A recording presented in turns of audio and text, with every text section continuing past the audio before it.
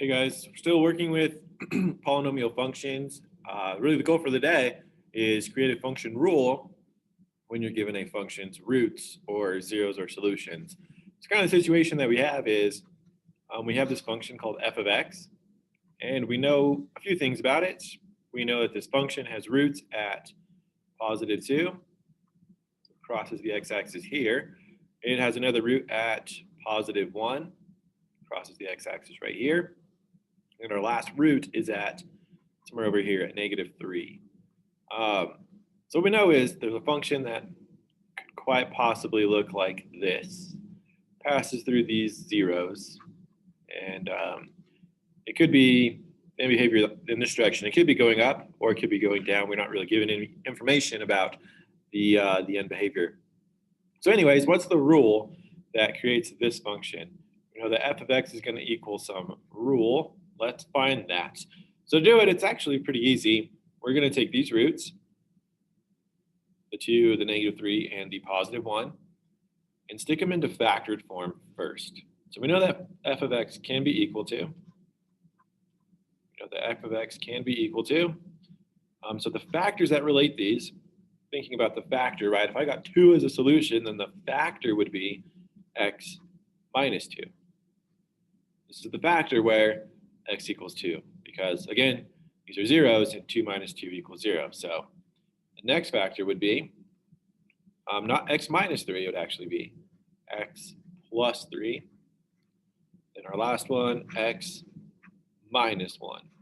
That's the factor that produces 1 as your solution.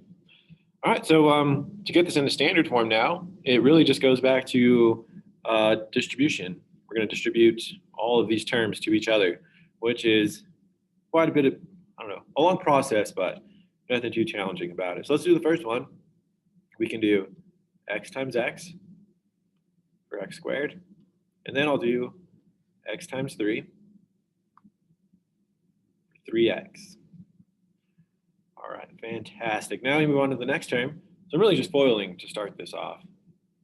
-2 times x is -2x, and then -2 times 3 gives us -6. Then I'll just combine like terms right here. So I've got x squared plus x minus 6. Now I'm not done because I haven't actually distributed this binomial yet. So let me wrap this up in parentheses. Bring down my x minus 1 factor right here. And I'm just going to go through this process one more time. Whoops, this is why I've been calling it double distribution all year long and not FOIL, because FOIL is not really going to help you out too much with this. We've got a trinomial. We've got 3 terms here being multiplied by these 2 terms. So you're still doing distribution, just not really FOILing it.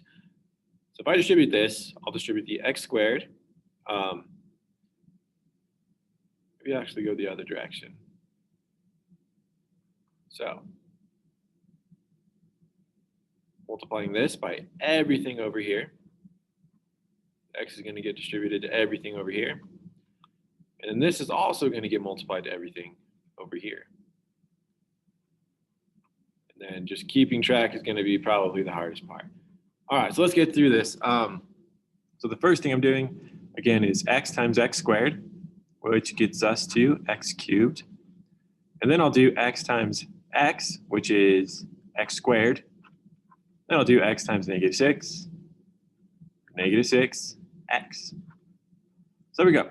We've distributed this x to every term over here. Now we can move on to the next term.